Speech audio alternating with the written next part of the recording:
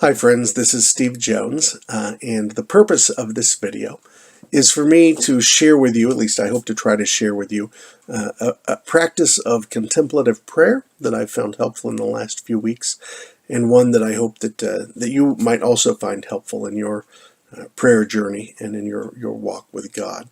It's a contemplative prayer practice, and a way to think about that might be that it is less about announcing ourselves to God, less about letting God know our presence and our needs, and more about opening ourselves up to God's guidance within us.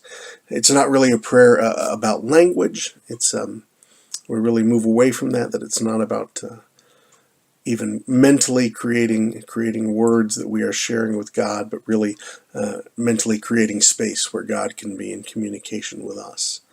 So the first thing I would invite you to do in this is to make a commitment of 30 minutes to try to do this. And I know for a lot of you that sounds imposing. First of all, 30 minutes are hard to come by in your life, but I think you'll find this valuable. And second, I know some of you are probably frightened that you will either get bored or that sitting in silence with no one but God and yourself will create perhaps some things you are not particularly excited about contemplating.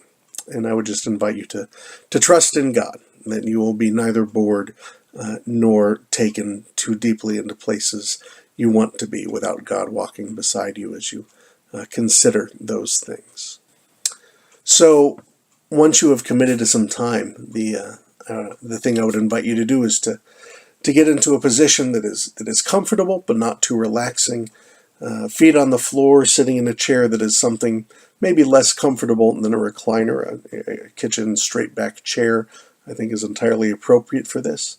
It's something that will let you be comfortable but not so comfortable that you will want to go to sleep, that will help keep you alert and present in this prayer practice.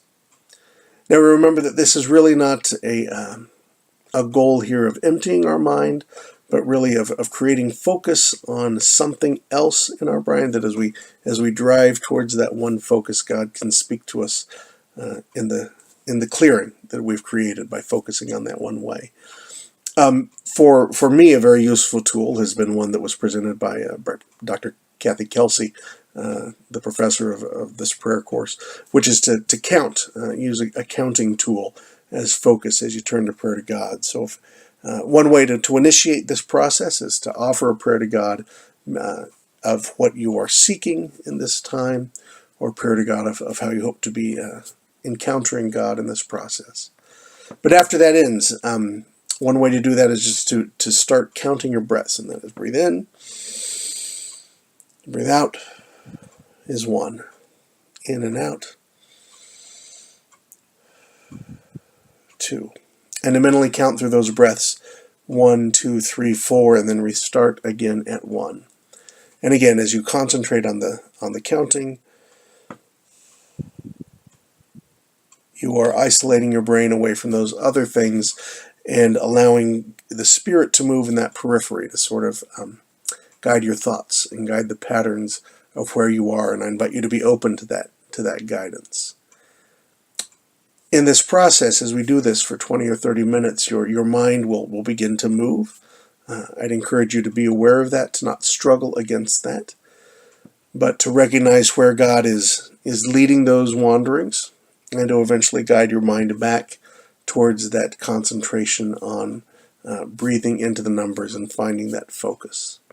If you feel like you are being guided particularly in one direction or another, it's not inappropriate to stop and to keep a paper at the side to write down what it is that is you keep coming to, that perhaps that's a distraction that can be written down so that you can address it after you're finished with this prayer guidance.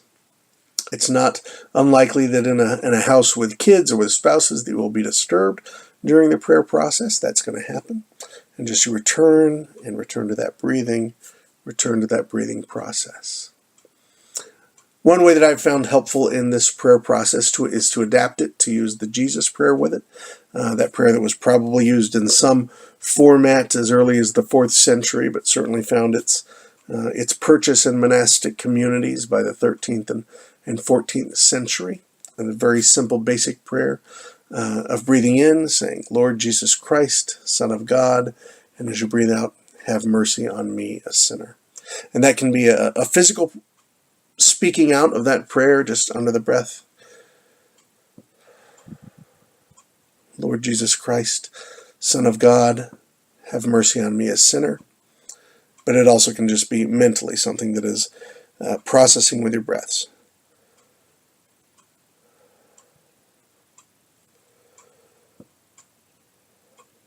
And remember, Lord Jesus Christ, Son of God, have mercy on me, a sinner.